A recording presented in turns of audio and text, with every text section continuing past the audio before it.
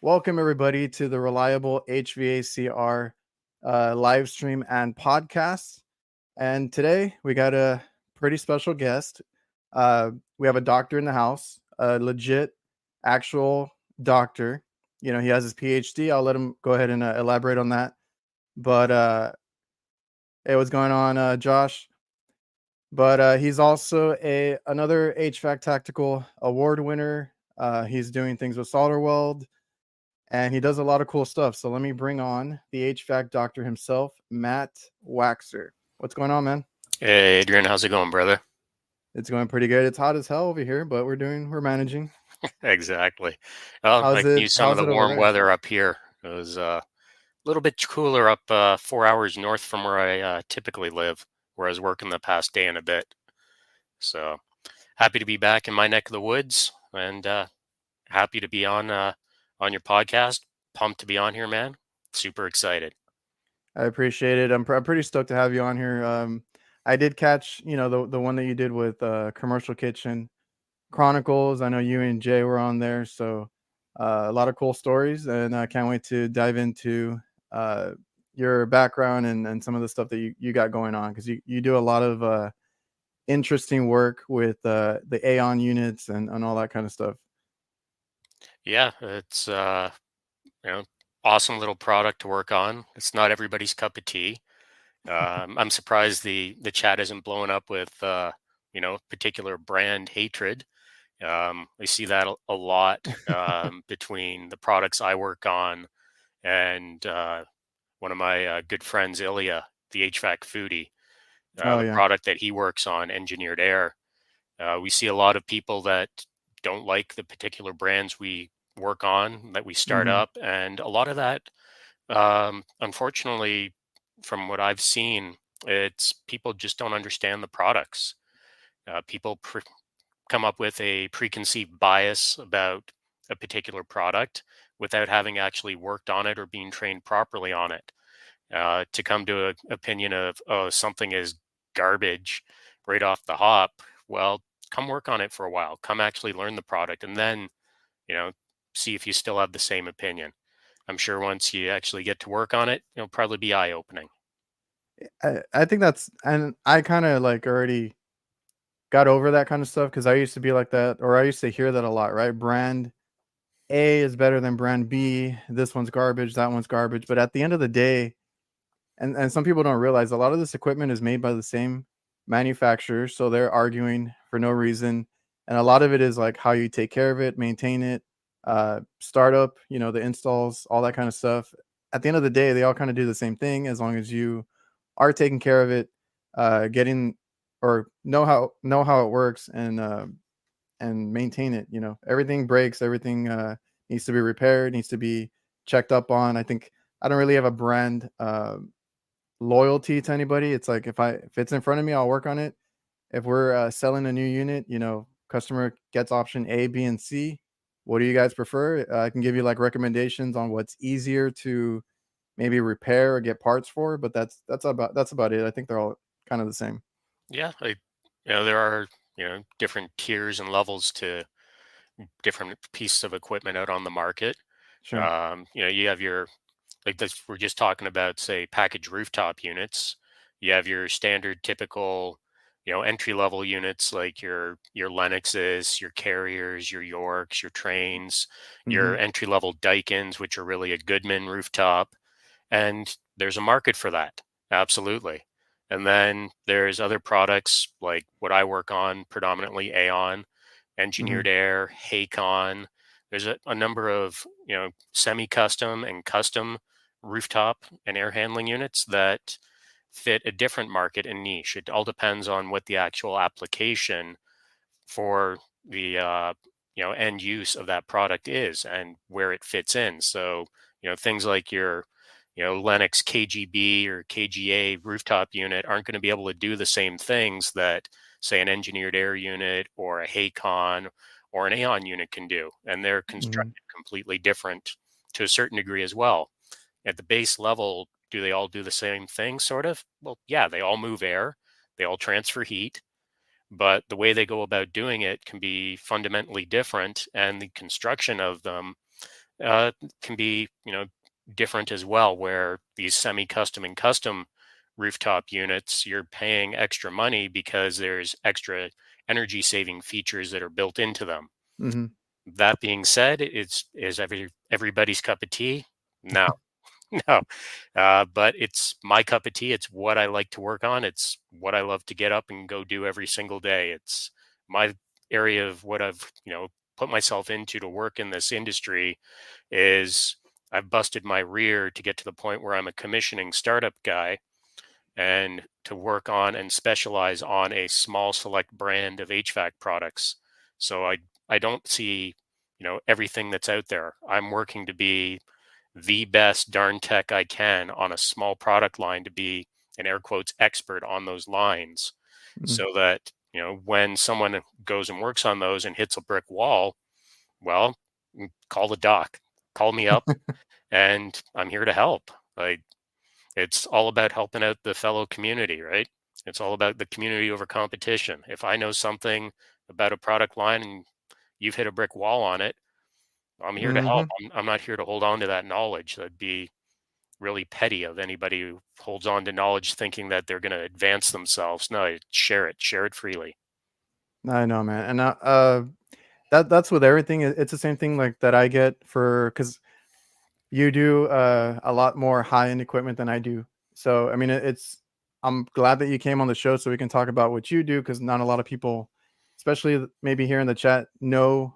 I know Jennifer and Jason Johnson are mentioning that they're familiar with that kind of stuff, but a lot of people might not know how that stuff works or why people get that, that Aeon unit. Or I've seen your videos and it looks pretty complicated in there from a, light commercial text point of view.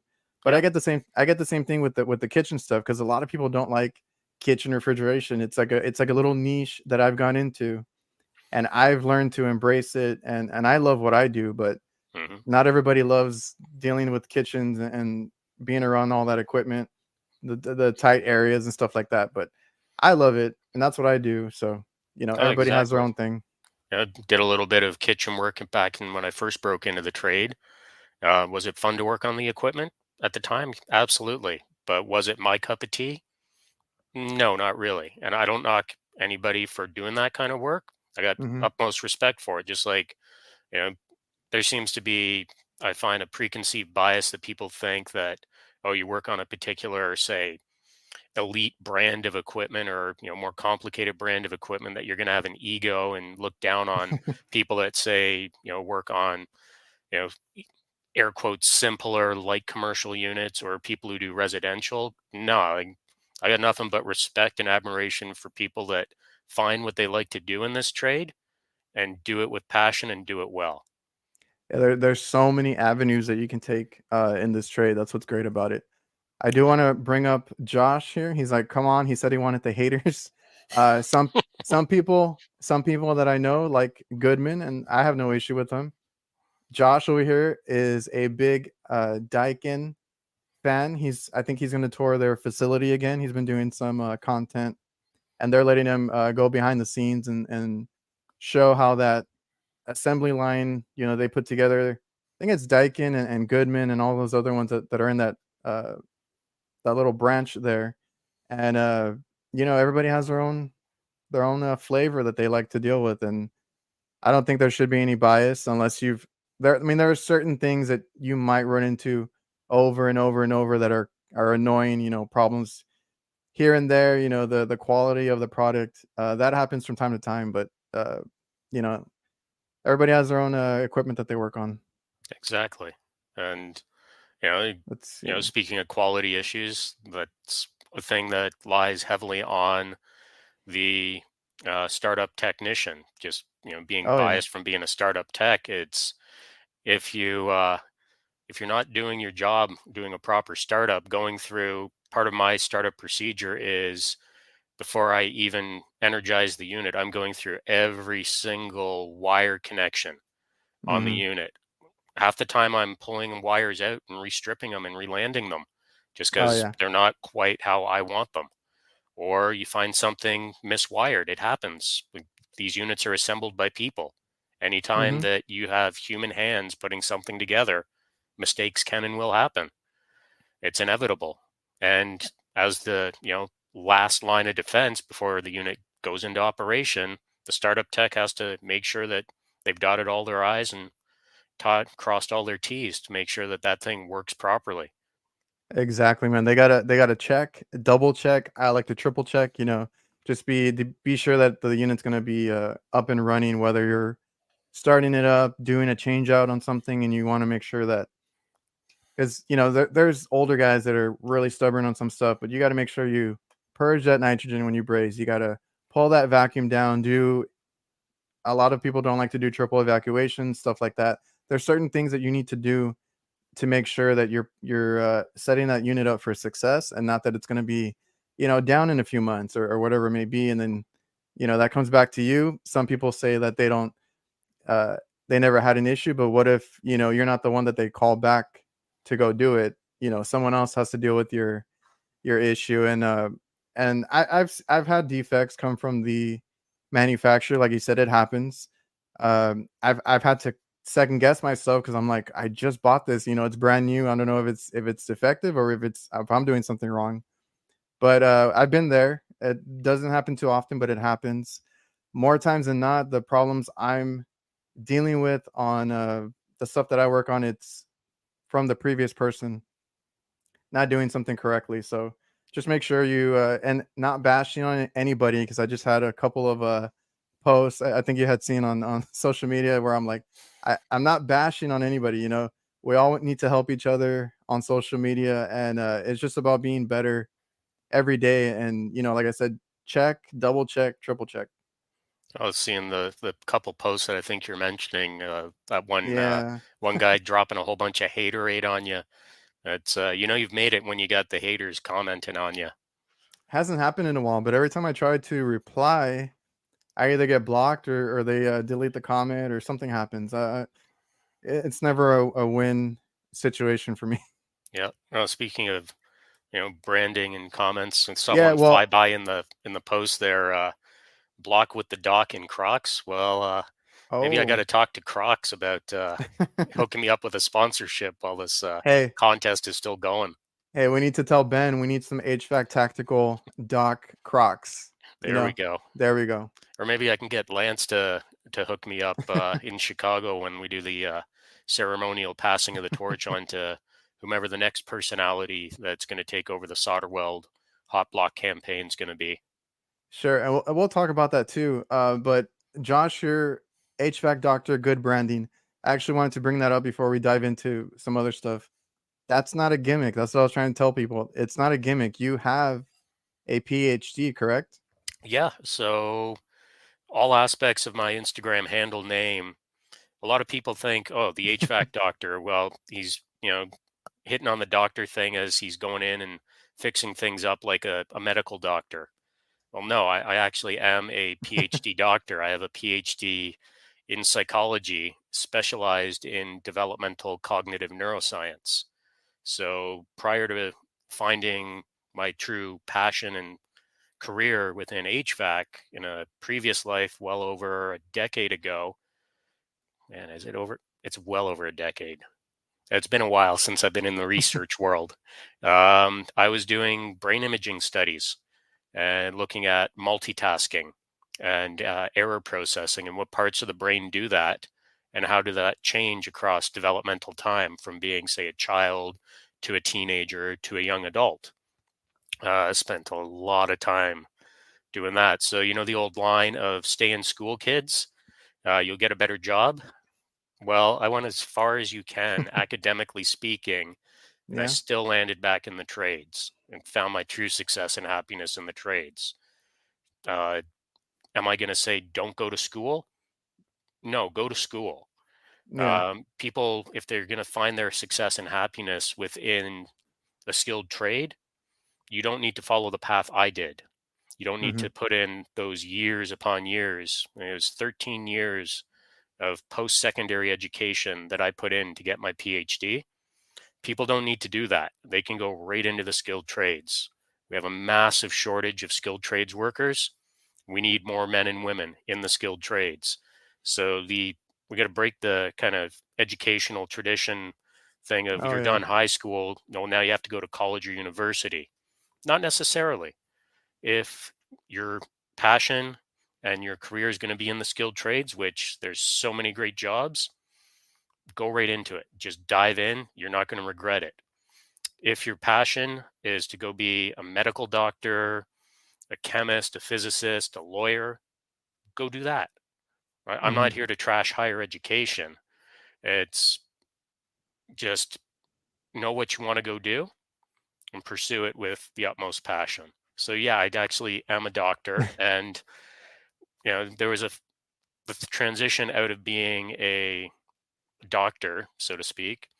When I went into psychology, it was to be a researcher, be a university professor.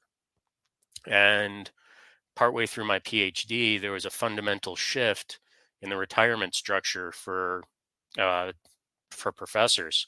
They took away retirement at 65. So now there's professors in their 80s and 90s in labs that, had things been different, I would probably not be sitting here having this conversation with you. I'd probably be sitting in a research lab doing what I was doing previously. So, you know, knowing that there was going to be likely zero chance that I would land a academic position, I had to find something else to do. I'd always worked in the trade since I was 12. My uncle was a carpenter. So, as I was finishing up my PhD, I went back into carpentry for a while. Didn't really want to pursue that as a lifetime career. Not Hmm. against anything against carpentry and people who do that for a living. I needed something different. I needed something that's challenging on multiple fronts. We break out the term the king of the trades. We are. We do it all. We do a little bit of plumbing, we do a little bit of electrical, a little bit of mechanical, a little bit of carpentry to get stuff into units that we need to repair. We have to know a little bit of every single trade out there. So the transition into HVAC took a tiny little bit of time, but the stuff that I did in my academic career, people are like, "Oh, you wasted all that time." "Oh, you're so overqualified." There are so many transferable skills from what I did Hmm. in the academic world over to what I'm doing here. So things like, signal processing, things like programming, things like, just investigation, troubleshooting, dealing with people, writing reports, they're all transferable skills that, you know, for at least my journey, were a valuable life lesson that needed to be done before I could get to the point where I'm at right now. And that's a good way to look at it, right? You applied your skills from one aspect of your career to another one, and yeah, like I think everybody just has to find, and a lot of it is like trial and error, because like when you're out of high school, you don't know. A lot of times, you don't know what you want to do. I was going to school actually. Well, everybody has to go to school, right? That's always the norm. That's what everybody wants you to do. So I went to college. I was getting my basics, and I was actually going to do electrical and engineering just because that's what piqued my interest. I was like, I don't know, I'm good at fixing stuff. I'm good with electricals. Uh, that kind of stuff interests me, so that's what I got into. By which my dad actually does a hot side, and he was actually an electrician beforehand. So I was around it, but I was never super into it as far as like trades. I just didn't know about the whole like refrigeration side and all that had to offer, because once I got into that aspect, I loved it. And like I said, I was always fixing things anyway. For a while, I did have a little side business, I guess I would call it, is doing like laptop repairs, smartphone repairs, taking them apart, figuring out what was wrong with them. Because I would get like a whole bunch of weird issues, not just like cracked screens and stuff like that. So I've always been intrigued in diagnosing things, figuring out what the issue is, taking things apart, putting them back together. And then and that was going to be another thing that I was going to bring up is uh you're not you're not a gimmick. You actually were a doctor and came over. But like when I had that phone business, that was a big popular thing where everybody did like medical gimmicks. There was like smartphone ER, uh, smartphone medic. I think phone doctor was another one. Like there was a whole bunch of gimmicks. I can see where people are like, "Oh yeah, you're haha, you're the HVAC doctor," but Like, no. haha, I'm a walking gimmick. No, actually, I try to make, connect things all together and make it all factual. Initially, when I was breaking into the skilled trades and into this kind of aspect of it, the first company I worked for, initially, I went in there with the mindset of I want to go into HVAC, but we didn't have the proper journey person to apprentice ratio at the time. So they were tailoring me to be a plumber. So had things been different, and wouldn't be the HVAC doctor, I guess I'd have to go with the handle of maybe Professor Plum instead, which I was caught in the library with a candlestick, Oh yeah. if anybody remembers the game Clue. Uh-huh. Uh, Jen's asking, what did you want to be growing up? Did you ever have any aspirations to, or what you wanted to be, when you grew up? Not really. I think, as a kid, everybody has that, going through the stages of, oh, I want to be, like a firefighter or police officer or, professional wrestler or, baseball player or whatever. And it's not till, later on, going through high school and into university, college that you start realizing what you're actually more Yeah. interested in. And, for those that can actually, pick what they want to do as a kid and actually see that through, man, I got nothing but the utmost respect for people that can do that. But I don't think many people would be working the job that they do right now, especially in our industry. Yeah. Thinking about, that as a kid, like as a kid, do you really think about, oh, I'm going to be a refrigeration mechanic, or I'm Mm-mm. I'm going to go work hot and cold side in a kitchen and repair that equipment? No, as a kid, you're wondering, how long is my Happy Meal going to take to make at McDonald's? What toy am I getting? And when can I get home and play a video game, or go play with my friends or something along those lines? Oh yeah, man. Growing up, I think all I wanted to be was just a basketball player. I was really into sports, and that's all I focused on. And like I said, my dad was an electrician. He worked late nights, and then he got a job doing hot side. He lucked out because they were offering to train him and everything. Because he didn't do that before, and he went out of town for a lot of trainings. Studied really hard when he was at home to try and catch up to everybody else that was there at that company that he worked at. And I will say this, I didn't, get into the trades, or I didn't really think about it when I was a kid, when I saw him, when I was in high school or anything like that. I guess it just didn't click, but I did see his work ethic and how he uh, strived to be, the best hot side tech that he could be. He won an award for it at his company. He was recognized in the state and everything. So That's awesome. all of that all of that, was in my head. Like once I got into the trade, I was like, I want to kind of show him that I can do this too, because I was a helper for him at first. That I can do this too, and I want to be, the best at what I can be. So once he was like, "Hey, I need like somebody that does refrigeration or the stuff that I don't do," I was like, "All right." I went to school. It was a 2-year program. Got through it, and then I got thrown straight into commercial refrigeration, restaurants, hospitals, all that stuff. And I was like, "All right, challenge accepted. I'll take it, and let's do this." Yeah. So, in terms of licensing and schooling, is it a mandatory 2-year program that you need to do where you are? Uh, well, for the state, I am licensed. I'm a contractor, so Yep. school takes school does count, and then you have to ride with somebody that can. It's for like another 2 years or 3 years. Somebody that can sign off for you. So that's the thing is like people always ask me how I got it or how they can get it. It's different in every state. I wish it was the same across the board so I could, tell people what to do.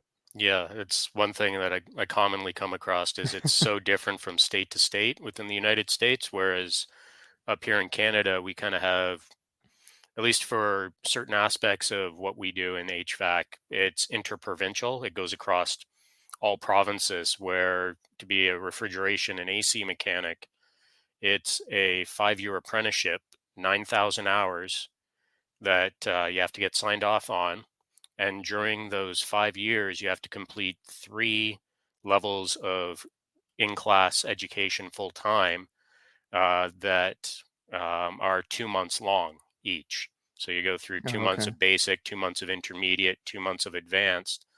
And then after you've completed all your hours in schooling, then you can apply to set what's called your CFQ, your Certificate of Qualification exam, to actually obtain your refrigeration AC license. That only gets Mhm. you working on refrigeration and air conditioning units. That doesn't get you working on the heating side. That's a separate ticket in my province. So on top of that, we have gas fitter tickets that are tiered levels as well. So it takes another, gosh, 3+ years to get your full gas fitter level 1, that you can work on any BTU input into an appliance.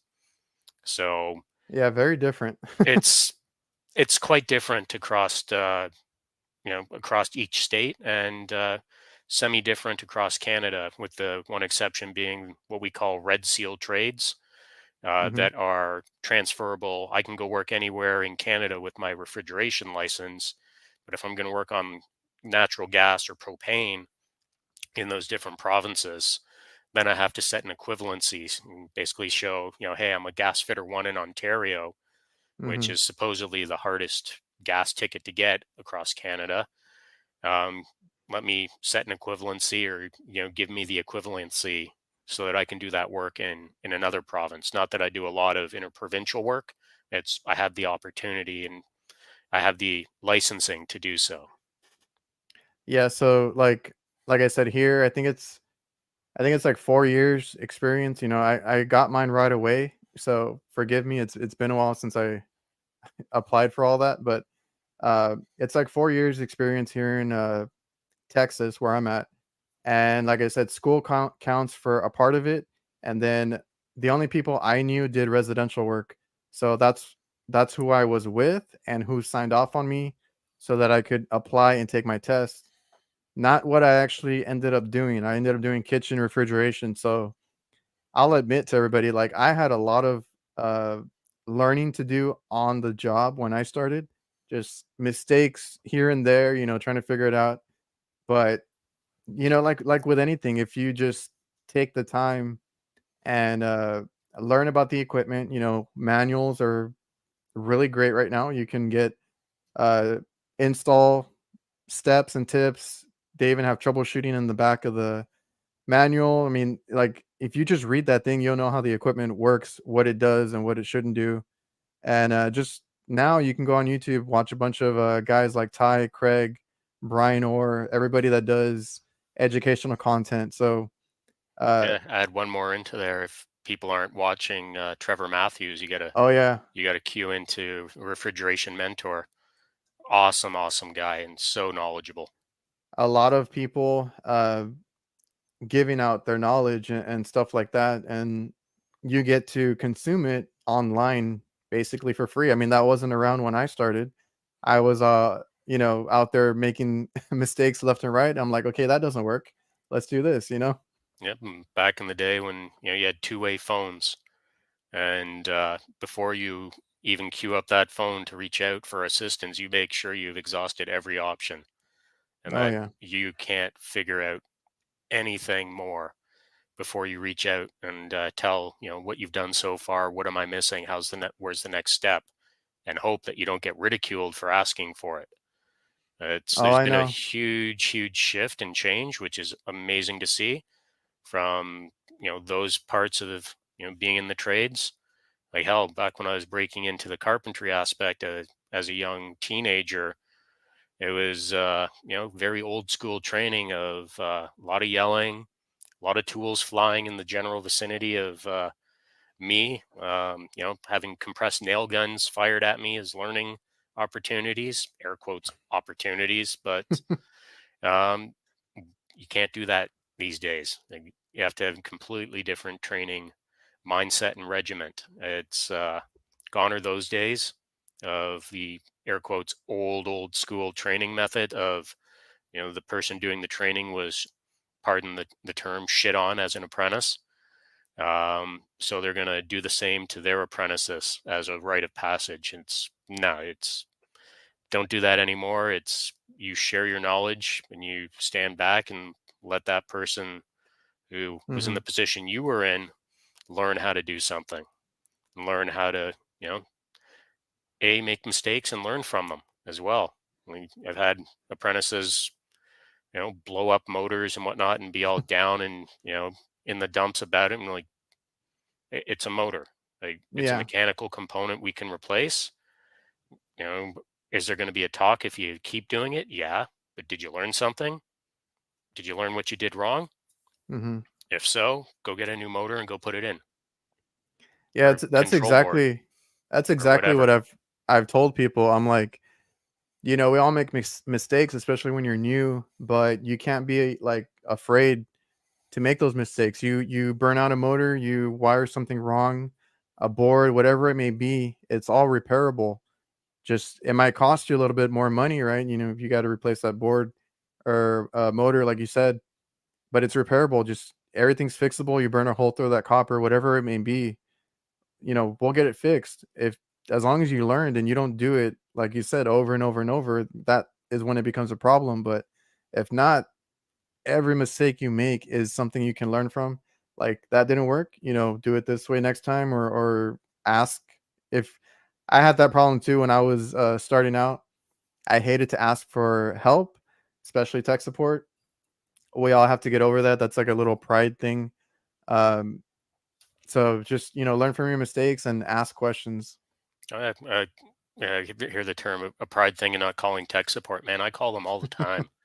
I do now. Half Yeah. the time I'm calling them just to hear myself talk myself through a problem, Yes. and Yeah, man. then they verify, what we're talking about. Or, sometimes if I'm, say, working on this brand, Hmm. working on an Aeon unit, and I come across something rather unique, I'll have a pretty much direct line to select tech support people at that company.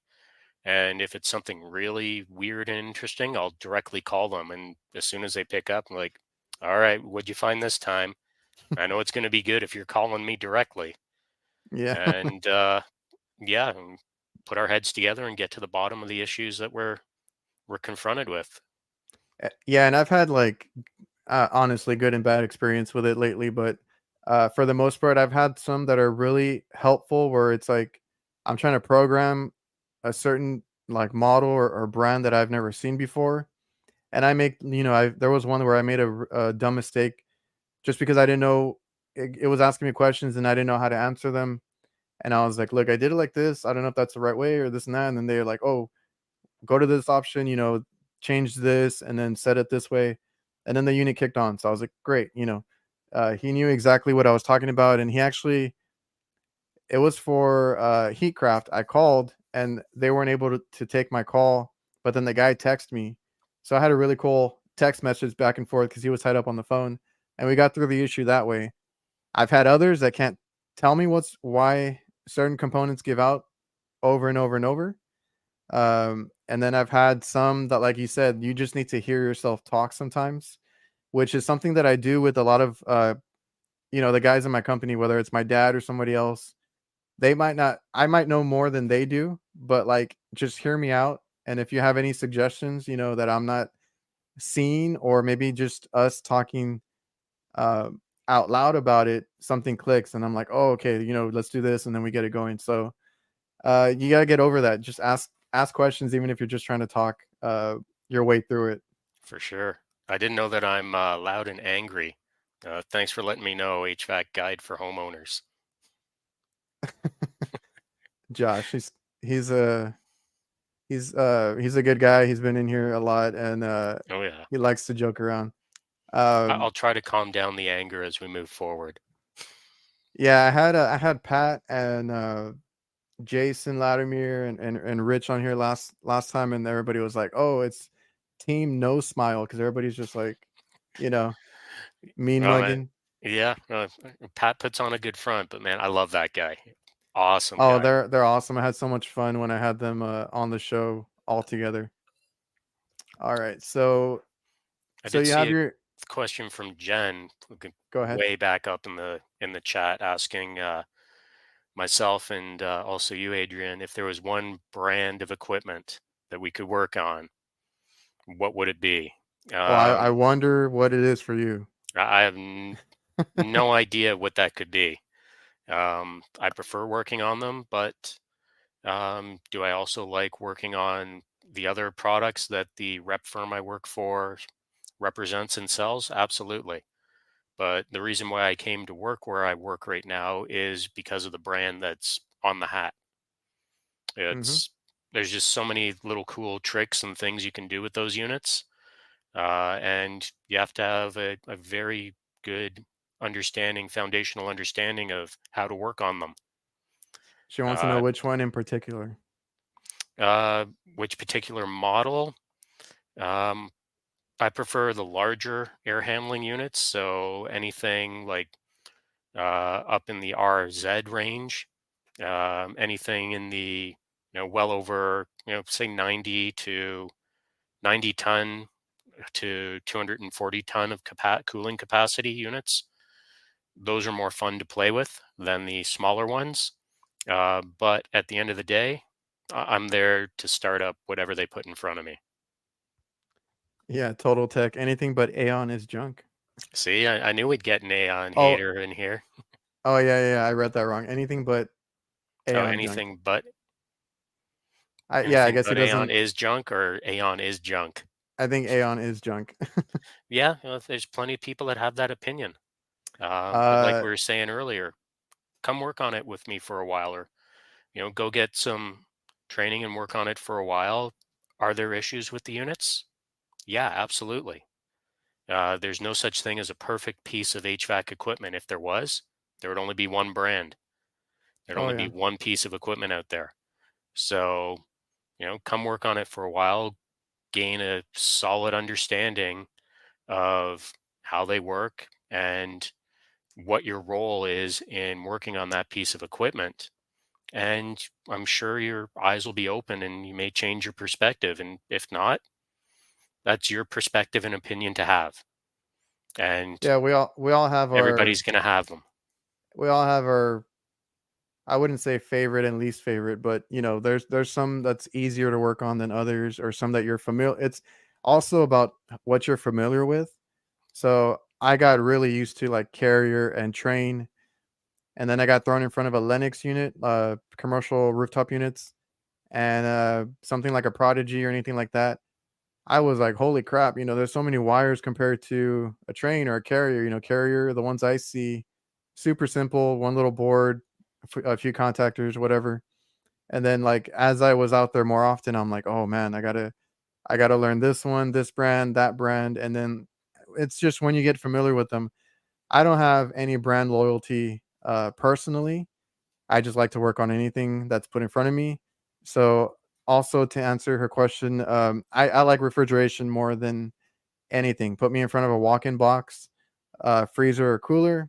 The bigger, the better. And what we see a lot here, I mean, they're all kind of heat craft. I started working on a couple other brands recently, but I'm pretty good with them. As much crap as I talk about the Heatcraft Intelligen, they're super simple to put in. I really enjoy installing them. It's just that when little things here and there tend to give out because it's and that's the thing now is everything's going electrical or electronic boards for everything, electric expansion valves, things like that. The only issue I have is when they give out something like that, a board or anything, it's hard to get that customer going until we get a new board because that thing is like the brain of a lot of these walk-in boxes. So, like I said, there's little quirks here and there, but at the end of the day, that's every brand. Every brand has like a quirk, something good, something bad. So it's just to me, it's what you're familiar with. 100%. And you hit the one thing that's a bit of a tiny pet peeve for me. And just in terms of like labeling technicalities. So people have this divide between what refrigeration is and what HVAC, like AC package rooftop work is. Hmm. To me, there is no divide. It's all refrigeration. Yeah. It it's just different temperature ranges you're working in. So, me working on, pool dehumidification units and say Aeon air handling units, that's all high temp refrigeration. Um, walk-in coolers, your medium temp, and walk-in freezers, you're just low temp, and then you can get Hmm. into ultra low temp. At the end of the day, it is all still refrigeration. Yeah, and I've seen, and that's one of the cool things is you get to see so many different brands, so many different types of equipment. And I've worked for restaurants and stuff that have custom made or kind of custom made equipment for them and their restaurants because they have a way that they put their kitchens together and all that. So when you first look at something, it's like, oh man, this is very different. I don't know what to do, or I don't know what to look. I don't know where to start. It's all the same. There's a compressor, more than likely. It's the same refrigeration cycle, the same components, the same deal that you're doing with all these. It's like you're trying to cool space and reject heat. And it's just everything in between, the controls, the safeties, and I guess the scale of how big or how small the equipment is. Yeah. I answer a just work HVAC question of aluminum coil stuff. So Oh yeah, you're an if you expert don't on have that right these now. things, look for that little logo out in supply houses to get into the Solderweld contest. But we're going to be seeing more and more that you're going to have to do aluminum repairs in the field. Lance was on the money that there's Hmm. going to be more and more need and necessity to be doing aluminum repairs. And it's a different procedure from just standard brazing or soldering. It does take a little bit of skill to do it, but once you get the knack of it, you're good to go. Uh, we're seeing, manufacturers having aluminum coil shortages. So to get that customer back up and going, you're going to have to repair that microchannel coil, or you're going to have to repair that U-bend that's made out of aluminum to get them back up and running. You're not going to have an option. What are you going to tell your customer? Oh, sorry, your equipment's down, and it's a 8 to 12 week lead time to get your coil. You think you're going to have that customer sticking around? No, they're going to go find somebody that can actually do that repair and go with them instead. So, increasing your knowledge on how to do that, absolutely go and do it. And in terms of liking the Solderweld products, well, yeah, they're damn good products. Um, the aluminum rods they have, this is no lie, this is no gimmick. I'm not paid to say this by Lance and Solderweld. They're the best aluminum repair rods on the market.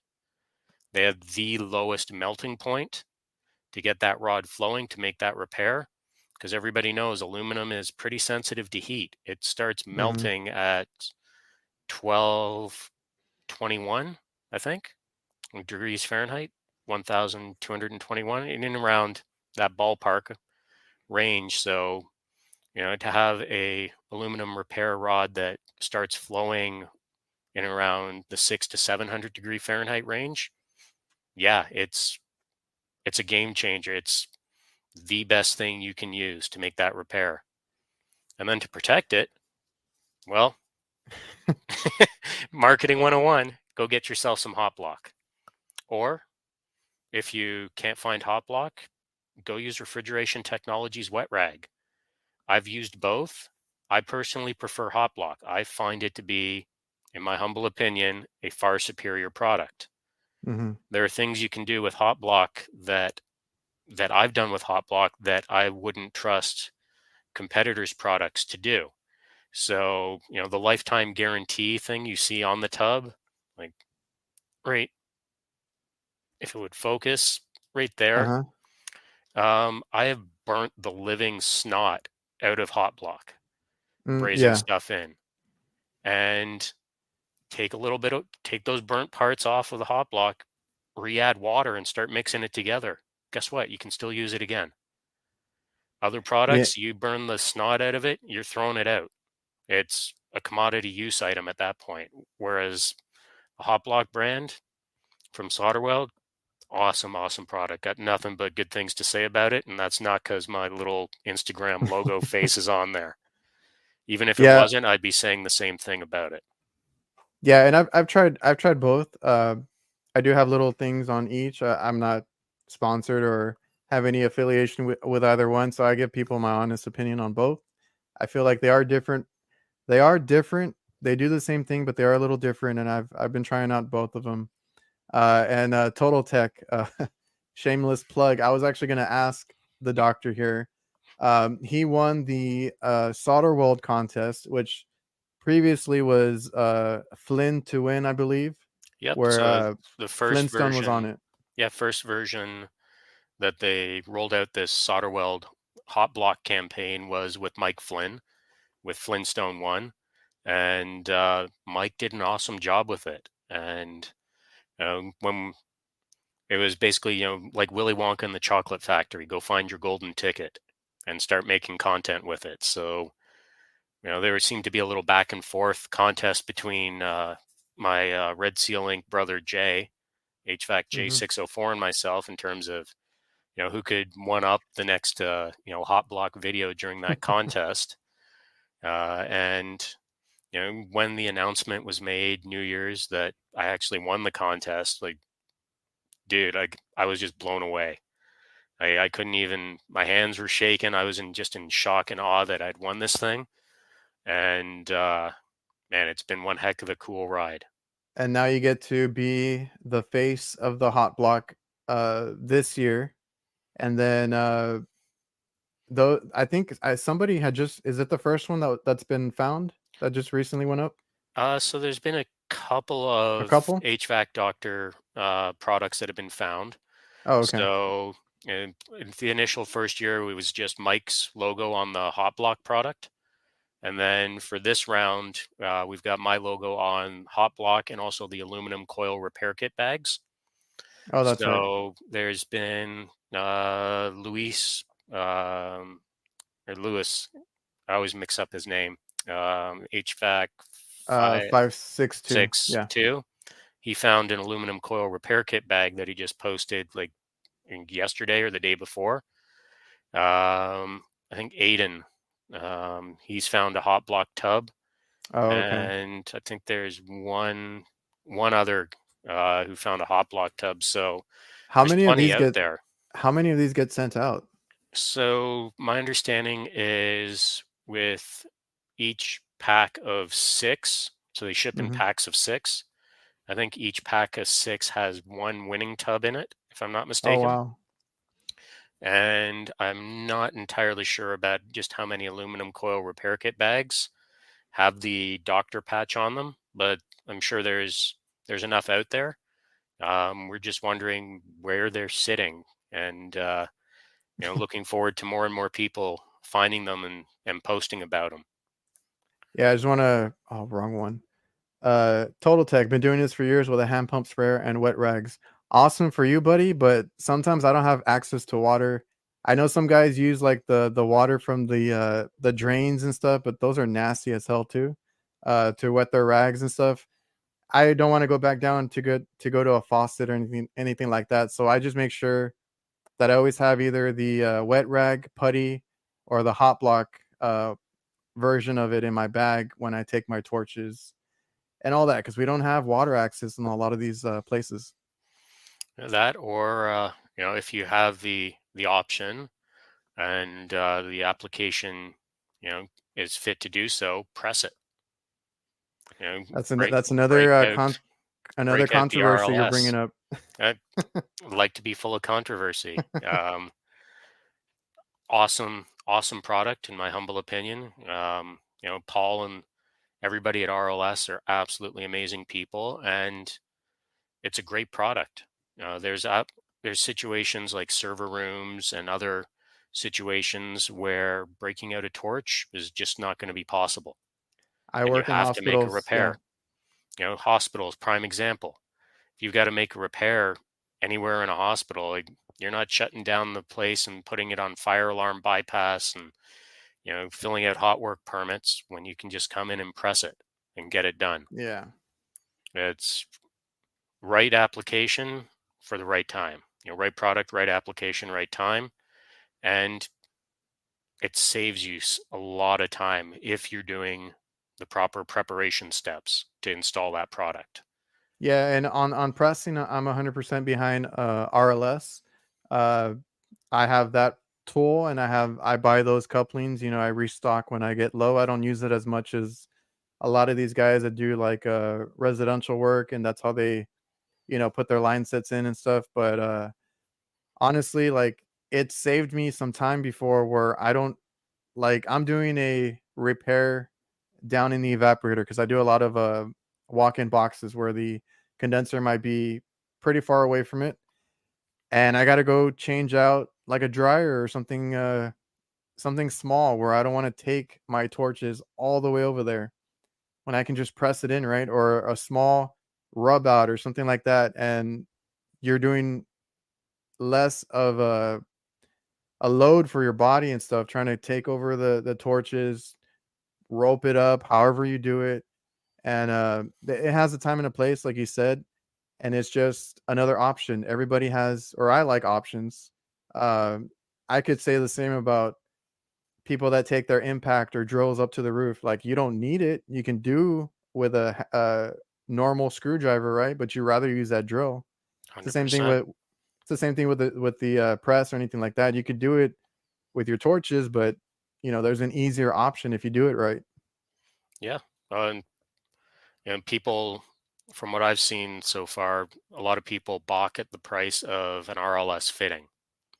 Y- It's an investment. Yeah. Yeah, it's an investment. And yeah, the fittings cost money, but when you balance that out against the expense of having to break out your torches, the expense of silphos, Oh the yeah. expense of nitrogen, so on and so forth, the time to set all that up, the time to get a hot work permit if you need to get one, press is going to be faster potentially in that option. But again, it's weigh your options and use Yeah. what's right and what you're most comfortable doing. Like Yeah. if Self brazing is what you need to do, go braze it. And while you're brazing it, shameless plug, go get some solder weld rods. Get them round rods. I can't get them right now. They're sold out everywhere I look. And those also, because of what it is, price goes up on those things too. So Yep. the press fittings, they cost quite a bit, but you stock those and you can reach for them whenever you need them. Like I said, I don't do a lot, so I keep a minimal stock for me. I have a little pack out that has all the fittings that I commonly use. But what after the initial investment of the tool, which you have to make on your own, you have to decide. That's your deciding factor there. Is it worth it in the long run to get the tool? Because I don't think the couplings are the issue. The couplings, honestly, you should be bending and using the least amount of joints, whether you're brazing or pressing. I feel very strongly about that because even brazing has leaks. So, bend your line set and try to use the least amount of couplings, and you pass that cost to your customer, and it's only going to add what, another $100, $200 at the most to the invoice. I don't think they're gonna mind that if it's done in a timely manner and done quicker. Or yeah, well, mostly it's for the quickness. Because let me Hmm. tell you, on the walk-in boxes and things like that I do, we're trying to build out, put the condenser in place, put the evaporator in place, take out the old stuff, run the line set. You have all this other stuff that you need to do on top of like wiring and running your drain lines, making sure everything matches up. When it comes to the brazing part, I'm like, oh, I just want to get this over with, right? And some I've been using the press tools lately for that kind of stuff where it's like I have way more things to do on this day to finish this install. The last thing I want to think about is connecting the line set. Yep. To answer the question you have there, what size does RLS go up to? Jen's answered in the chat 1 3/8. They do have fittings bigger than that. So in my neck of the woods, For install, depending on the tonnage of the unit, there's a governing body that oversees the installation of refrigeration piping, and there's only up to a certain size at the moment that they've approved to use use RLS. And I know that Paul and the team are working hard on larger size press fittings, Yeah. and look forward to seeing those come out. I'm sure they're going to be up in the 2 1/8, 2 3/8, 2 5/8 range very shortly. If anybody swung by the RLS booth in Atlanta, they had some of their larger fittings and larger press guns on display there. So stay tuned. It's only going to get bigger and better. Oh yeah. So we actually met at the AHR event, and Yep. I saw you at the Tactical Award show as well because you, like I said, you won the Solderweld contest. You got to be the new face of that. Um, you got your presentation for that and all that. You also won, I believe, the Lifeline Tech Award. Yeah, Correct? it's sitting right there. Come on, Yeah. focus. There we go. There you go. There was a lot of glaze and haze on it. Yeah, um, that was a complete surprise that I was winning it. I knew that I was nominated going there, but I also knew who I was nominated up against. All Canadians in my nomination category, with Ilya, my HVAC brother, the HVAC foodie, and HVAC Dylan Roper. Dylan's out in Vancouver, and I honestly thought that Dylan was taking that award because he's very well deserving of it. He actually just won a top 40 under 40 award, Oh and yeah. he's doing awesome stuff. I think in my speech when I got up there, I think I actually did say that I thought Dylan was taking this award home, and I was shocked when Brent, said, is there a doctor in the house? I'm like, you I'm Yeah. excited, but I'm like, oh crap, I got to go talk again. Oh yeah. Um, Oh little yeah, did because you had to go up there twice. Yeah, little did I know when I was up there talking, like, when I received the award, I was looking just down a little bit, um, and there's a teleprompter. I'm like, I was thinking as I'm talking to the audience, man, like Brett had a like a basically written out speech going across the teleprompter for him to read. Now I got to come up and wing this. Yeah. Like, it was an absolutely amazing experience. That's a night I will never forget whatsoever. I'm looking forward to Chicago, but man, 2023 Tactical Awards, that holds a very special place in my heart. It was an absolutely amazing night. Yeah, that was awesome. It was a great event. Just really quickly, I was actually going to mention you, Josh. Josh here, he has a YouTube channel, HVAC Guide for Homeowners, was also on that top 40 under 40. So congrats, man. Yeah, congrats, Josh. That's awesome, brother. And Let's see. I can't go for any of that being an old guy. Yeah, somebody else was like under 40. Yeah, like that's the list. That's the cutoff right there. Yeah, once you're over 40, like myself, yeah, you're out of that contention. But you can always go for a tactical award. Oh yeah, like all the guys that won are amazing.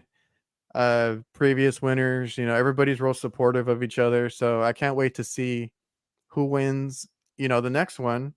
And Jennifer wants to remind everybody that you can nominate over at HVACtactical.com.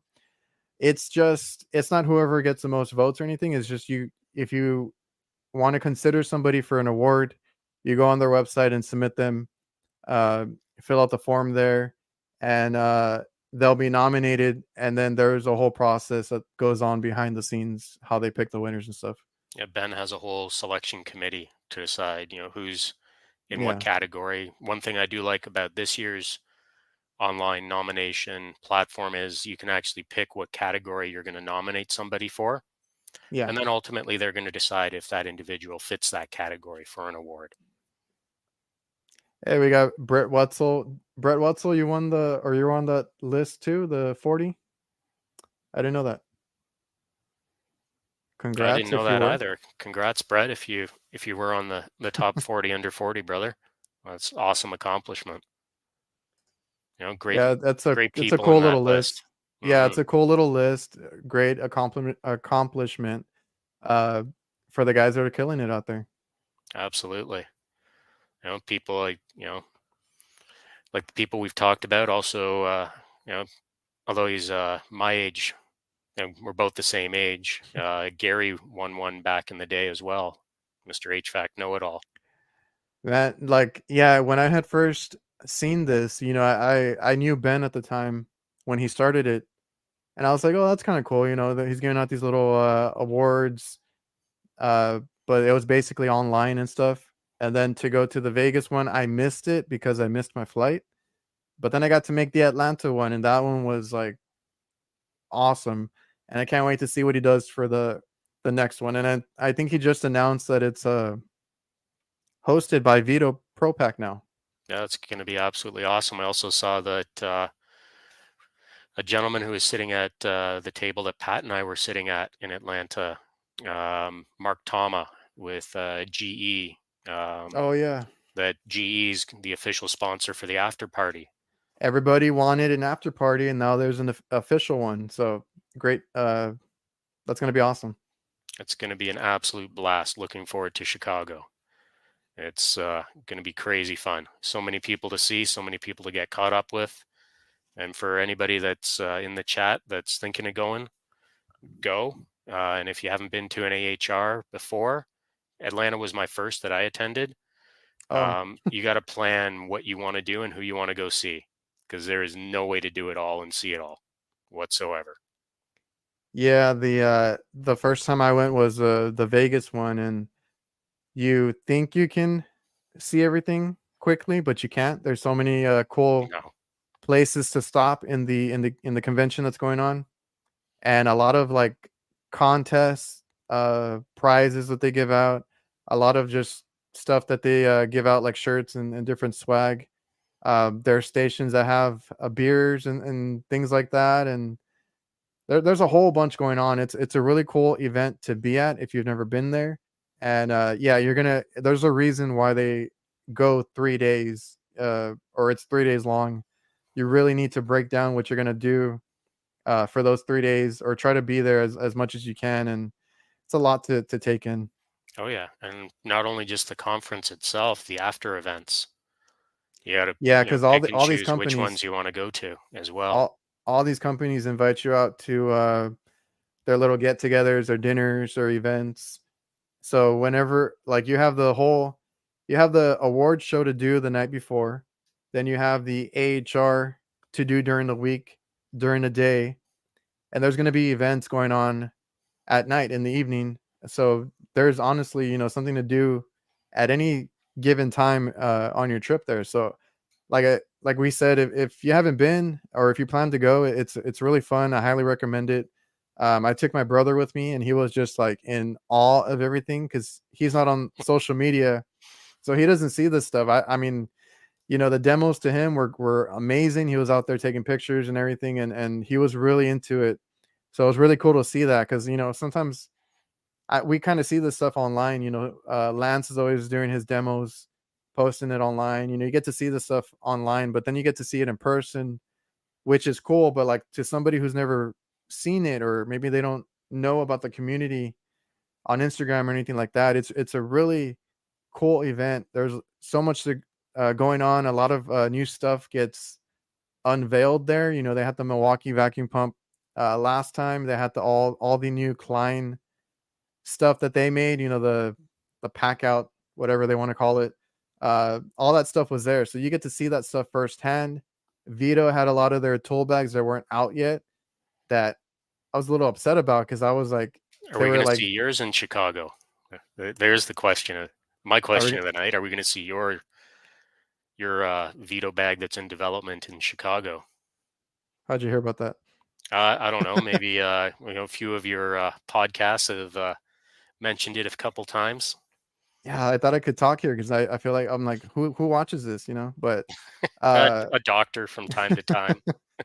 um yeah, okay, I helped them a little bit on ideas and stuff like that. I don't want to say too much. I don't know if they'll pop in here or not, but they are the reason that I'm going. They did talk me into it, so I will be at the booth uh for Vito a good amount of time there. So if you guys go out there, hit up the Vito booth, I might be there. But they this last time I wasn't allowed to talk about some of their stuff because they show me the some of the new stuff that comes out. Then I get there and I'm like, dude, you have everything on display, and I'm like, but that's what they do when you go to these shows. They have stuff that may not be out yet or that's coming out, and you get to see it there first. So that's kind of cool too. And like Vito and a lot of these, they let you actually like touch the stuff, pick up the stuff, look at it, though, and ask them questions. Because like at the Vito booth, a lot of guys came up and started asking them about the bags and stuff, and they'll give you the whole rundown. And that goes for any booth. They'll explain every tool, every they'll have demos and different things, and they'll talk to you about their product. If you want to know stuff, you get to see it, and then you get to talk to the manufacturer about it. Definitely. Going back to your point of, some people see some of the things online, like different product demos and whatnot. One that experience I had from down in Atlanta was, the last day I did the, whole hot block on the palm demo thing, Oh yeah. and I did that with Craig Migliaccio, and uh, you know, a guy that you know been chatting with a fair bit, and we'd known each other before going to Atlanta, sort of, but realized who we really were once we got down there was Justin Vader, Vader the plumber. Oh yeah. If you've followed him or have crossed paths with him, um, so I was getting set up to do this little demo with Craig, and Justin was there, and he's like, I've seen you do this online. I'm like, just watch this live. It'll hit a little bit different. Oh yeah. It definitely does hit a little bit different each time. I do that little demo. I'm like, okay, I know the product's going to work and it's going to work well, but there's always that little part in the back of your head that goes, am I going to burn a hole in my hand? Like I'm putting maps gas to my hand here. I kind of need this hand to make a living, right? Yeah, So man. I've seen you guys do that. I'm like, y'all are crazy, but it's a cool demonstration nonetheless. You get to see the product and what it can do, which Lance always kills it. I love watching him when he's at the booth and stuff doing that stuff. for sure, nothing but love and respect for Lance and everything he's doing. Awesome, awesome guy. Everybody's cool. The whole community. You can hang out with everybody there. Everybody you see online posting. Everybody's cool. Everybody, you can approach everybody, talk to them. I talked to like Craig. You know, I didn't know he knew who I was, and then we ended up talking there for a little bit. Same thing with Chris Stevens. All these guys that I watch and are so much bigger. They have these huge channels and stuff like that. But if you go to the AHR, I know they also do the other one, the symposium, the Yep. Brian Orr one. Hmm. When you go to these events, they want you to talk to them. They want you to go up to them, Yeah, it's ask questions and stuff everybody's like that. family, right? Everybody's cool with each other. So let's see. Everybody's talking about AHR now. I'll see everybody there. Like I said, hit up the Vito booth and I'll be there. Looking forward to seeing everybody there as well. Come on by, say hi. Love to chat with you. So let's get into a little bit. I know we are already over an hour, but let's get into a little bit of what you Yep. actually do. You do obviously you work on Aeon units, but you do this kind of like specialty, don't you? It's like I know, like I heard the stories on the other podcast. It's growth. Do you still do growth facilities? So I work on a lot of different facilities. So yeah, we do Okay. work on grow ops, on medical grow ops, a lot of government facilities, military bases, schools. It's wherever the product that our rep firm sells is installed. I come in and I start it up. I commission it, and any warranty work that needs to be done, I'm there to handle that as well. So yeah, there's a lot of different facilities and crazy places we go work on. Um, and yeah, it's just an absolute blast to go do. And how is it, or is there anything that you need to do differently working in those environments? Because I heard you and Jay. Grow facilities and odor. Yeah, Yes. The aroma of marijuana products gets into everything. And it can be so pungent you're not even necessarily in the room with the product. You're just yeah. in the facility itself. It permeates everything Oh that, wow. you know, I was, back in, gosh, a couple years ago, I was working on a grow facility for an emergency service call, and it was Christmas time. So there were a lot of ride programs as you're coming off the highway to make sure you weren't under the influence of anything. So I'm rolling up to the ride program in my service van, roll down the window, talk to the officer, and they're like, have you had any marijuana tonight? I'm like, no, but you reek of it. I'm like, I understand that. I was servicing a grow facility.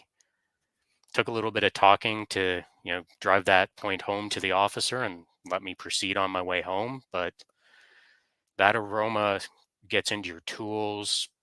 If you're carrying any notebooks, weeks Yeah. later, you can open up that notebook and you're like, oh, yep, I know that where I was working. Um, there's other facilities that aromas also stick with you as well. So I was working on a gold mine, I think like 4 months ago, and I was working in the extraction mill. So where they actually pull the gold out of the ore that they've mined, and the extraction process, they use ammonia and cyanide. Yeah. Now, if you've never been hit with ammonia before, it's like getting punched in the chest and you're just trouble breathing. So we got dosed with low doses of ammonia the entire day we were starting up equipment, and that aroma just stays in your clothes as well for a couple days. No matter what you do, it's just there. So is there any like is there anything you need to do when you go into these places, or is it just like, you deal with it? Um, for me, in terms of the aromas, you just have to mentally deal with it. Can it be a distractant? Yeah. But there's nothing Uh, that you have to but wear nothing that, when you go in there? so if we're talking just grow facilities, you've got to suit up. Okay. And I don't know if you saw Jay's post today, where he's working on a clean lab, Oh, I where don't think I did. he's in a full white suit, like full like white coverall, white hairnet, probably had a beard net on as well at one point. You got to be Mhm. completely covered. You got to going into a grow facility. You have to have everything sterilized going in there. They don't want so you got to have all your tools and everything wiped down before you go in.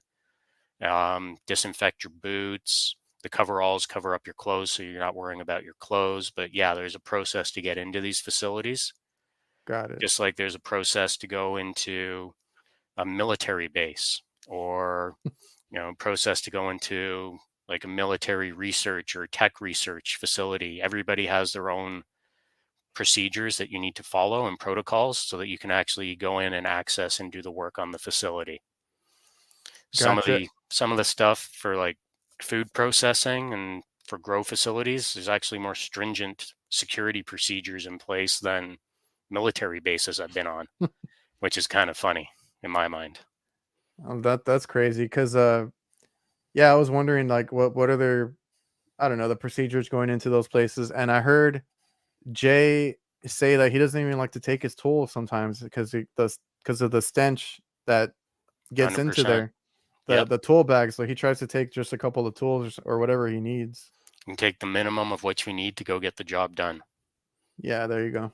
and leave everything else in the truck and And hope you then don't have to go get it, oh yeah. because then you have to go And through the whole cleaning procedure to go back in. oh, that's right. Yeah, and I think he said that, if he has a job there that's that's basically he doesn't like to go anywhere else afterwards because of that whole issue with the smell and all that. 100%. Yep, absolutely. Man, that's It's crazy.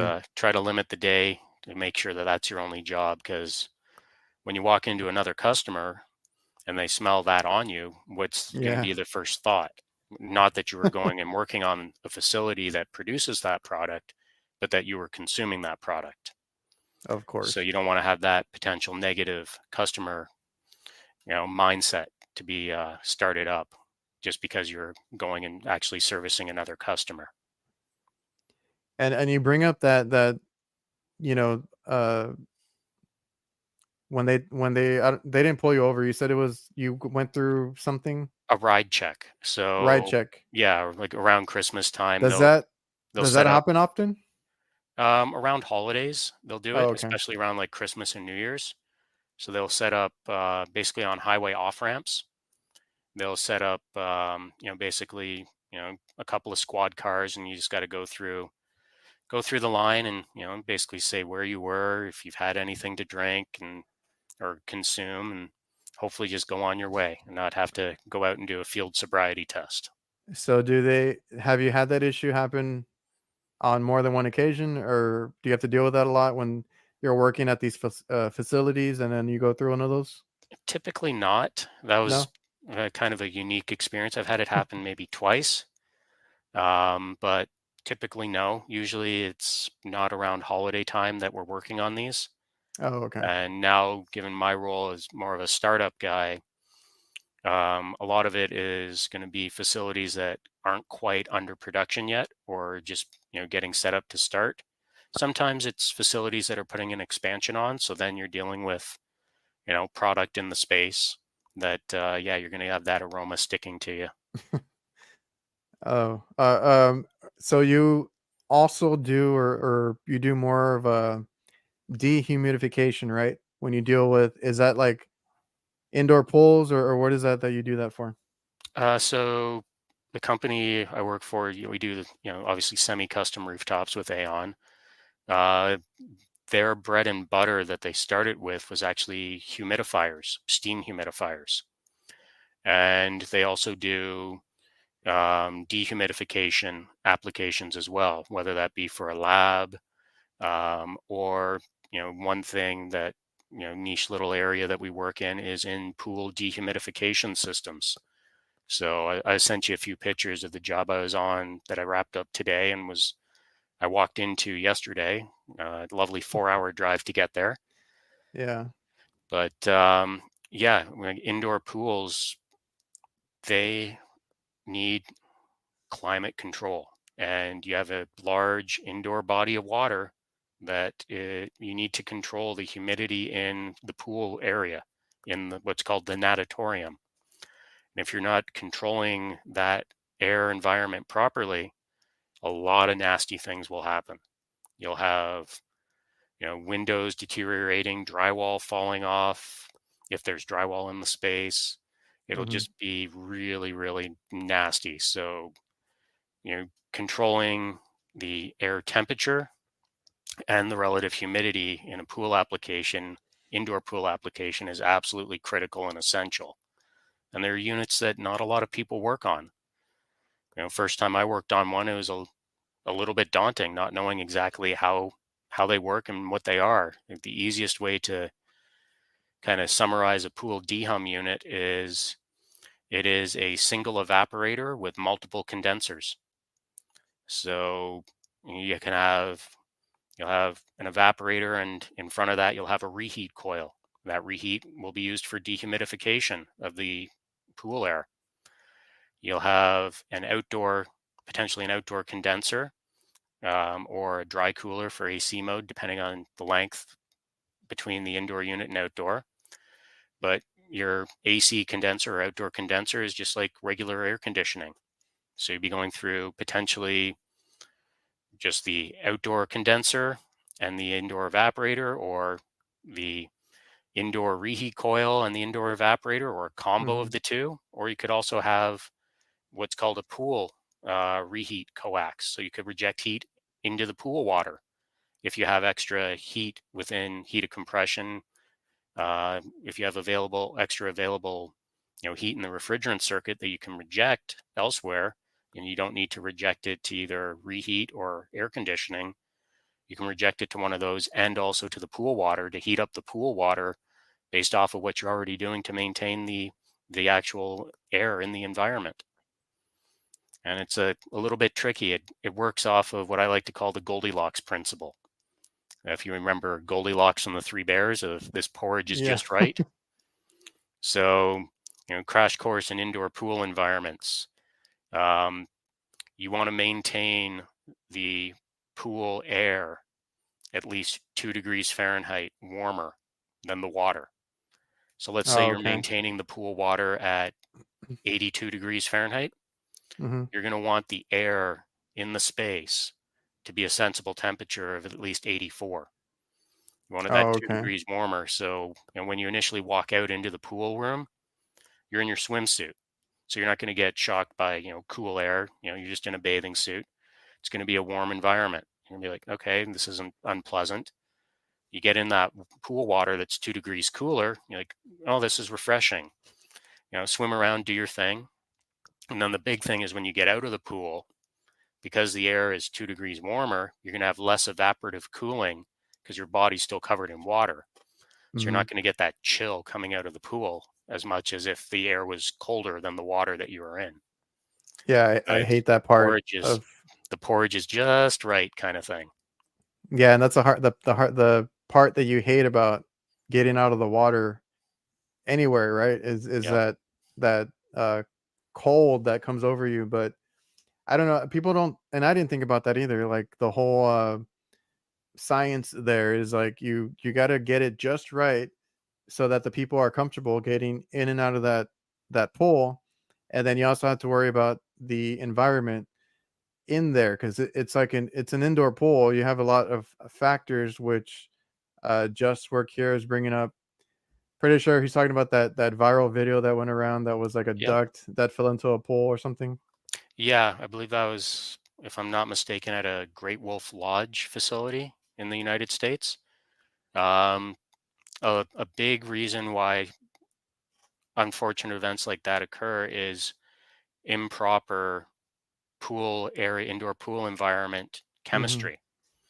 So, if they're not maintaining their pool water chemistry properly and they're not, you know, doing proper air control, dehumidification, and also proper fresh air mixing, they are going to have a lot of issues because pool environments are pretty corrosive.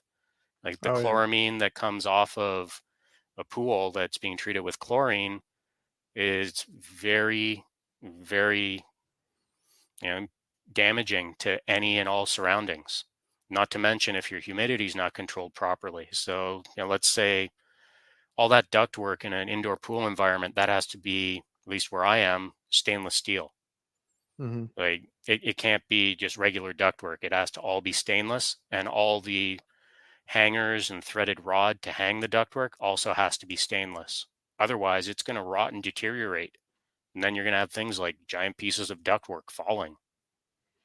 Yeah, it's the environment that you have to take into consideration, like you said, how they maintain the pool and everything that goes into that. Just like because I live close to a beach, so we live about an hour away from the beach that's here.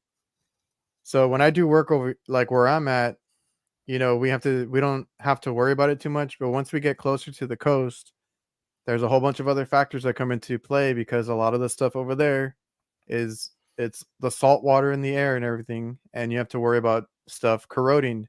I have to take a little more precaution and extra steps to uh to make sure we coat coils, we coat filter dryers, anything that could rust out. We have like a little clear coat. We use the refrigeration technologies one. There's different brands, and you take that extra step over there just because it's a little bit different of an environment, and you have to just be aware of that, where you're working and what you're working on, and take those extra steps so that you don't have stuff uh, failing prematurely. 100%. Know the environment, know the conditions that you're trying to operate a piece of equipment in, because that's Yeah, going and to play a big factor in terms of how long it's going to last. yeah, and I never would have like I said, thought about all the stuff that goes into like an indoor pool, but there's stuff behind there. There's details, there's things that you need to know, and uh specialty equipment, the whole, the stuff that you work on. Yeah, it's not something that, I initially thought I'd ever be working on, but it's a fun little product to play around on. And how did Uh, you get into that aspect, the whole, like, the whole pool the dehum facility? market Yeah. kind of thing. It's the company I work for currently. They've repped indoor pool dehumidification units for, I believe, over 20 years. So they've always been selling the equipment. And it wasn't until about 3, maybe 4 years ago that they started up their own service department. Oh, Uh, okay. so prior to me joining the company, I'm now in my third year at the current employer. I had done multiple years of third-party contracted startups for them on Aon, Condair humidifiers, and some Ceresco pool dehum units. So that's how I got exposed to it initially. And you know, given things that went on at the previous employer, it only seemed a natural fit and natural move for me to go to where I'm working right now, and couldn't be happier, working on what I work on. And did you learn this, uh, type of stuff at this current job, like, on the job, or did you have any previous experience with it? I learned a little bit on the job at the previous company that I worked for when I was introduced to the product line, and then really started learning the product once I got to where I'm at the company I'm working at right now. And one awesome thing about the company I work for right now is they firmly believe in making sure their technicians are factory authorized trained, sending us to the actual manufacturers and factories for specific training. Dectron and Ceresco might be worse than Aon. Okay, Total Tech. Um, a Total Tech. What's the difference between a Dectron, Ceresco, and a pool pack unit? There's a question for you, brother. Now we're asking the chat the questions. Exactly. Do a little HVAC trivia time, stealing someone's line. Oh, yeah, I think she had to leave a little while ago, but, Hmm. uh, let me see. Just Work had a question for you. He was asking what type of filters do they use in those, type of facilities? Like, I think he was talking about the growth In ones. the grow ups, Yeah. it depends on a lot of different factors and what they're trying to accomplish with the equipment that I've been sent in to work on. So some will be using carbon filters. Some will be using just your standard, MERV 13, or like MERV 14 filters.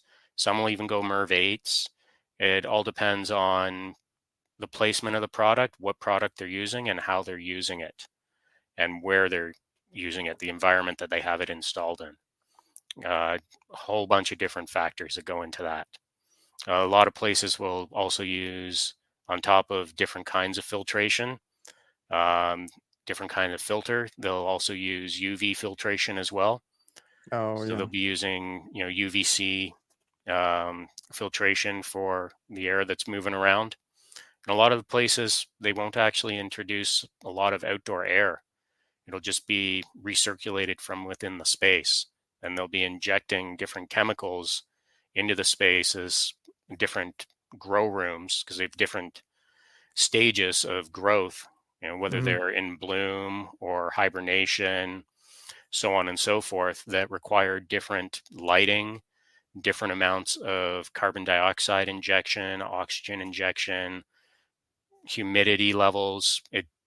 It's an entirely different level of wacky science once you get into indoor grow facilities, considering it's a plant that will grow outdoors in some of the most harshest conditions. Indoor grow facilities can be also very, at least the individuals that work there can be very challenging at times because they sit in front of a computer watching trend graphs. And if they're, say, just humidity levels, say their RH is out of whack by, say, 2%, well, the Mhm. red flags start getting thrown everywhere, and you better get in there and fix whatever issue might be going on. So it can be quite an interesting environment to work in, not only in terms of the product, but the people that work in those facilities. Yeah, that's a whole lot of stuff that I just never knew about. So I mean, it's great to hear a different side of HVAC, and that's a whole other discussion. Is the different avenues you can take. Uh, so it's really cool to have you on here and talk about how it is to run a indoor pool or a growth facility or anything of that nature, where it's like a little more complicated or a little more extra thought that it goes into it, because you got to know what's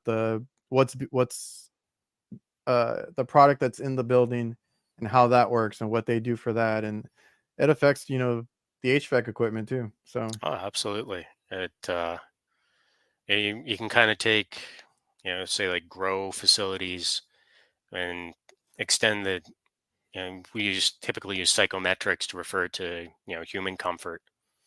But you're applying psychometric principles to just a plant or a chemical product that's under manufacturing. So different pharmaceutical facilities have specific conditions they need to have the production rooms in, their labs in, so that they can actually make the products that they're making.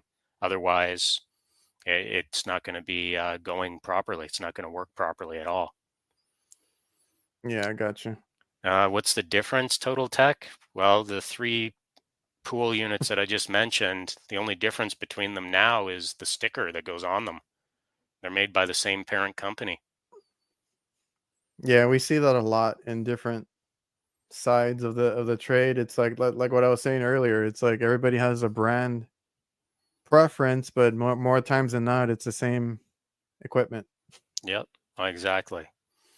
It's the parent company to all three of those, DAS. They've done a great job taking three different brands, amalgamating them under one, while still keeping them kind of separate, to maximize sales across different rep firms, and people thinking that they're different units when they're not. Um, Yeah. so good on them. They've kind of cornered the pool dehumidification market for high-end products used to control those environments, and it's a fun little product to work on.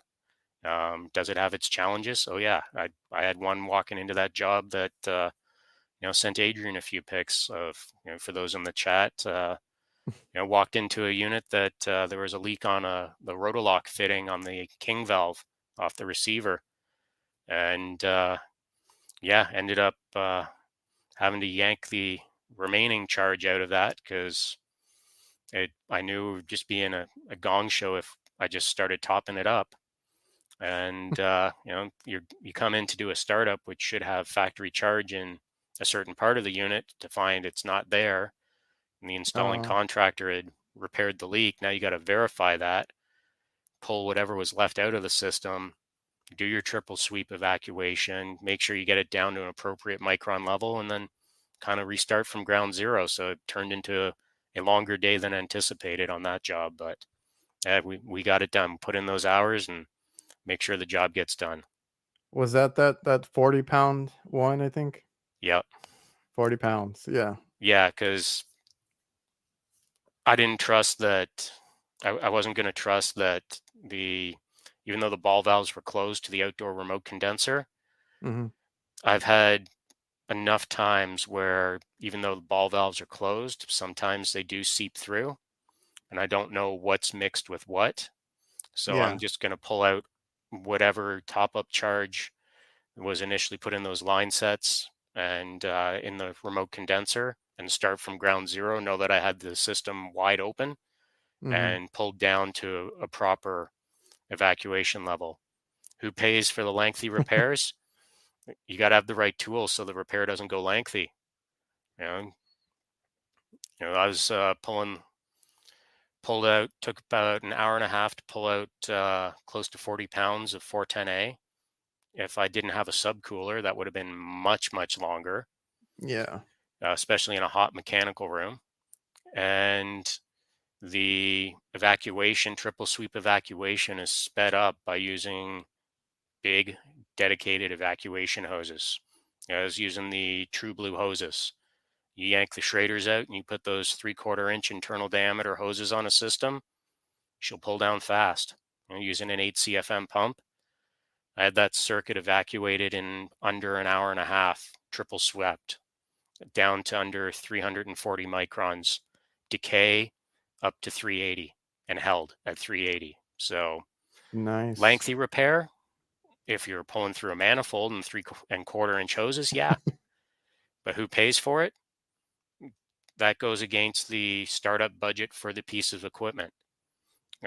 Sometimes you get through a startup without any issues. Sometimes you got to cut into it to make sure that you repair the equipment properly, or make any changes necessary to the equipment to have it work for the application, so that at the end of the day, the end user has the best possible experience with that piece of equipment, so that once they're done with the lifespan of that piece of equipment, they're coming back getting another one because they had such a positive experience with it, and a positive experience with the people working on it as well. Gotcha. Uh, I'm gonna go to a question from Instagram from your old buddy. So Jay, Jay over on Instagram was bringing up. I don't know if he sent you the same message, but he was bringing up a vacation that you took on the other side of Canada, I believe, Yep. and you got recognized by some local HVAC mechanics. So his question is, how does it feel to be a celebrity and recognized in public? Celebrity, I don't know about that. I'm just an HVAC mechanic doing his thing. So it was the kind of opposite side of Canada. So I'm in the Toronto, Ontario, Canada area. So like where I'm like a 4-hour drive from where I am to Detroit, or Oh, two okay. hours over to Buffalo, New York, to kind of give you a geographical area. Whereas Jay, he lives out in Vancouver, like around Vancouver, British Columbia area, which is closest to like Seattle. To Yeah. give you an idea of the distance between each other. So I was out on vacation in an area of British Columbia called Kelowna. We were visiting some friends out there, and Jay was actually on vacations, kind of sort of in the same area. So our families actually met up for a dinner one night, which was awesome to spend some more time with him and meet his family. But the thing that he's mentioning was, I think day 3 into our vacation, I had posted a few things of different things my family and I were doing in Kelowna. And day 3, we were going to a beach just in the downtown area. And we pull into a public parking area. There's a couple service vans. And I think I was wearing this hat. And so we pull in, and there's a couple techs at the back of their vans loading some cylinders. And one of them just gives me this hard stare. So I think kind of nothing of it. And we park and get out of the vehicle, and all of a sudden I hear from the vans, "Is that the HVAC doctor?" I'm like, "All right, guess I better go over and say hi to the guys and see what they're up to, what they're doing." And it was the first time my daughter had ever seen anything like that. She's like, "They know you?" I'm like, Yeah. "And they know me from online. Are they your friends?" I'm like, "Well, we're all HVAC people. It's kind of a community, so Yeah. we're kind of sort of friends. Yeah. Do we really know each other? No. Was it cool to take a minute and say, hey, how's it going? What are you guys working on? Spend like 5 minutes with them, just shoot the breeze and say, hey guys, here's some HVAC Doctor stickers. Yes, I was carrying them on me. Never leave home without them. That's Say, right. hey, here's some stickers. I appreciate you, following and checking out my wacky journeys in HVAC. Appreciate you sticking around and seeing what I do. And I'd love to chat more, but hey, I'm here on vacation with my family. It was awesome chatting with you, but we're gonna go hit up a beach. Have a great day. have an awesome job. Hope everything goes well, and you know, feel free to shoot me a message, shoot me a DM. I'm always here to chat, always here to help out if you're run up against something and just want to troubleshoot. That's what our community's here for. It doesn't necessarily have to be on the stuff that I work on all the time, but if it happens to be, even better. Yeah, that's awesome. I mean, you're the lifeline tech, right? I mean, that's what you do. Hmm. That's cool. That's cool though, because I've run into people, especially at the AHR events. They're like, "Oh, I've seen your channel, or I've seen whatever," and I'm like, "Awesome," and I love chatting with people, whether it's about work or anything else. It's cool to get that, or to see people that are passionate, or you know do the same kind of work that you do, and it's cool to do that because I don't know, there's not too many people around here that I can do that with and talk shop with or anything like that. And I even have people locally that are watching, my YouTube channel and stuff, and they've stopped me at the grocery store and stuff like that. And That's it's a awesome. bit it's a bit awkward for me because I'm usually focused on what I'm doing. I'm not usually like, hey, what's up, everybody? But uh, if they stop me, I love to chat. I need to start carrying my stickers. I wasn't doing that for a while, but I got to have them in the backpack ready to go. Yeah, But that's an awesome part, is getting to talk to people. I've talked to people at the supply house, and they see my whether it's like a tool review or something like that, and I'm like, cool. I'm glad that it helped, or anything that I post is helpful. Is like the best feeling to me, is like I help somebody else with a problem, or with deciding if they liked this tool or not, because I showed it or used it. So definitely cool. absolutely. It's takes a little bit of getting used to. you Doing the whole social media online thing. You know, It's different. building it's different, and building to the point where I'm at, where now I'm starting to get recognized.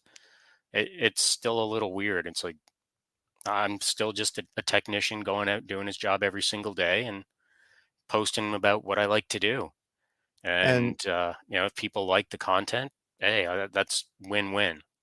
It's just that much better. And if it helps people, all the more yeah. better as well. It's here to share what I know. Yeah, and it's funny that you said that about your daughter. Uh, that magazine that's over here in my little bookshelf. Hmm. Our daughter saw it, and she's like, "Is Dad famous?" She's like, "Oh my god." I was like, "It's just it's whatever," but like, it's cool to be in stuff like that. And Absolutely. there's a lot of hard work that goes into the whole content creation that people might not see or understand. And then, like, for a long time, I was doing this for hours after work, like, doing my free time doing social media content, right? So, Absolutely. there's a lot It's that a goes second into it, job, really. and it's cool to get recognized for it, and stuff like that. So, It's yeah, like you said correctly. It's pretty much a second job when you come home. It's all right, I've taken all these little pictures and video clips through the day. What can I put yeah. together to make something that I find entertaining for myself to put out on my page that hopefully somebody else likes or somebody else will find helpful. Oh, I know, I gotta watch whatever I make or edit, like, 20 times before I post it, because I wanna make sure. Yep, and we've all had those posts where you didn't do that due diligence and you put it out there and you're like, oh, should I have really put that there? Yeah, it happens. Uh, Yes, I have worked on a lot of boilers. I haven't done a lot of steam boilers. I've done some. When I first broke into the industry, the company I worked for, one of their primary customers was a gas bar chain known as Petro Canada, and they have a lot of car washes and car wash boilers for heat in the winter time up here in the Great White North. The busiest time for car washes, believe it or not, in my neck of the woods is Christmas and New Year's. oh, It's everybody's, going out to family events and they want their yeah. cars to look good, but the, roads are covered in snow and sand and salt and whatnot. So you want to get that washed before you show up. So yeah, I've done tons of work on a lot of different boilers, a lot of atmospheric Ray Packs and A.O. Smiths. Um, worked on a whole bunch of Lars Teledynes, um, Wiesmans, uh, lots of different ones. So yeah, I have done my fair share of boiler stuff. I don't really do that anymore. Hmm. Um, if the opportunity comes up to work on boilers again, I'm not going to pass it up. They're fun to work on. It's just not exactly what we're doing equipment wise at the company I work for in terms of what they're selling in the markets that we cover. Gotcha. And I know his question was directed towards you, but I've never touched a boiler. We don't have those down here. So it's something that I haven't seen, but I like watching all the like yourself that does something very different than what I do. A lot of these guys like Jeff Jadem, Flintstone that do the boilers and all this other stuff that I don't see in my neck of the woods. I love to watch that kind of content online that's very different from what I do. So, 100%. And like seeing the content you're putting out, like the stuff that Pat's putting out. oh yeah, It's just awesome, great stuff. Like some of the kitchen equipment that Pat's working on is just crazy, crazy stuff. Awesome, awesome to see come up, and it's an area of the industry we don't see enough of, really. not enough of, and it's not. There's a lot that goes into it, physically, and then getting covered in grease, and there's a whole other aspect to it there. And I respect those guys that do it. My dad does it.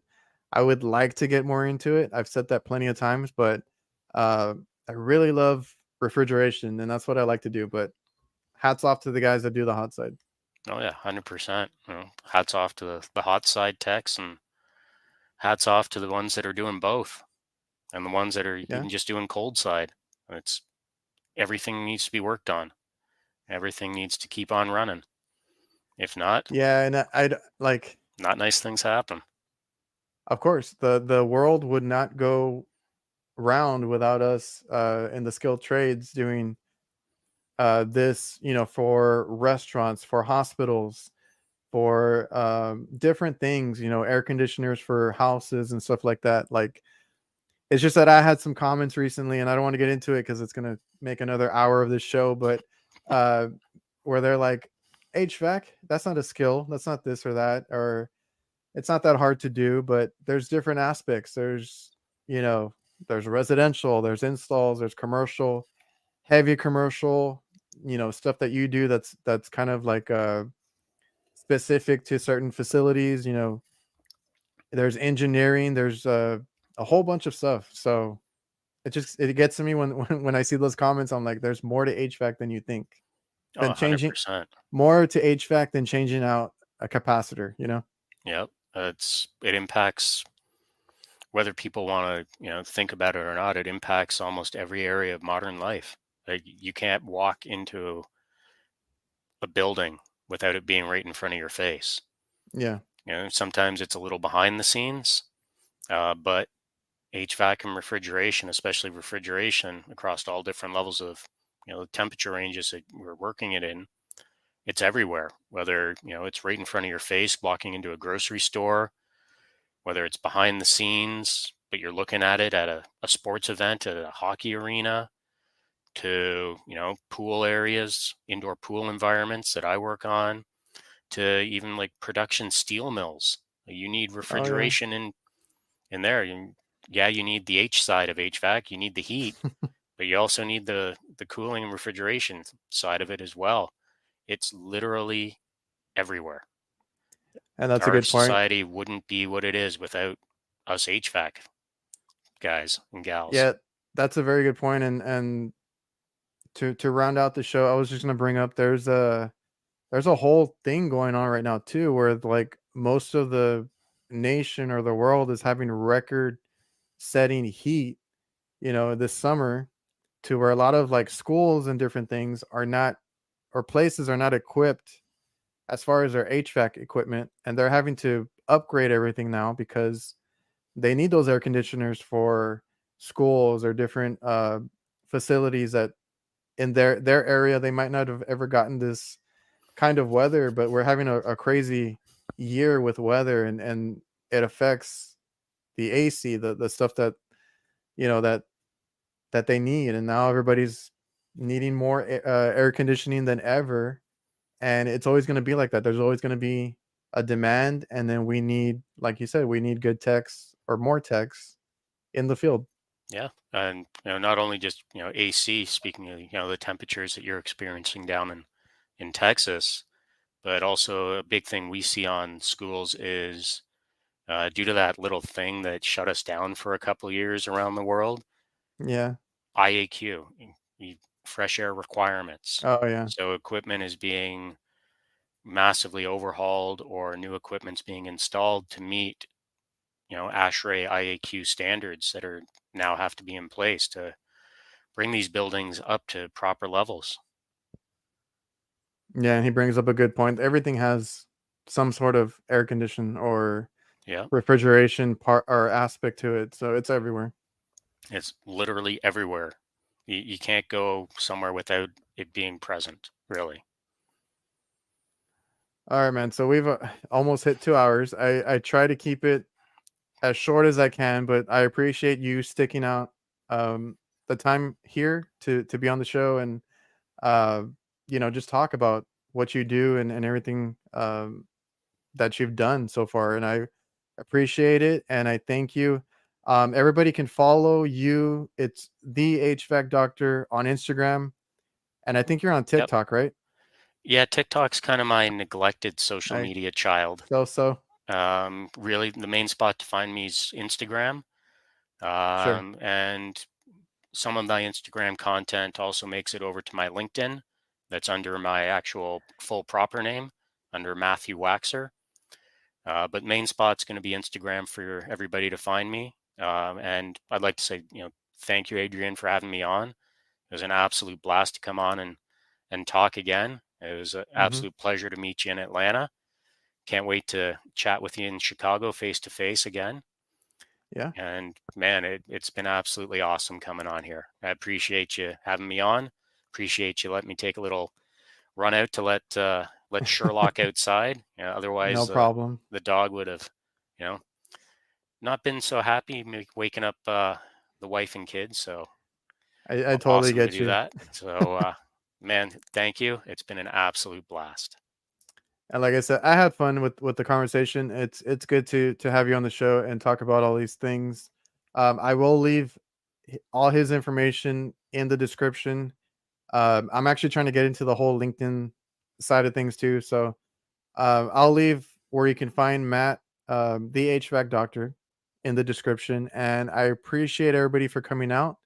I have to stay for a little outro, so you can stay, you can dip out.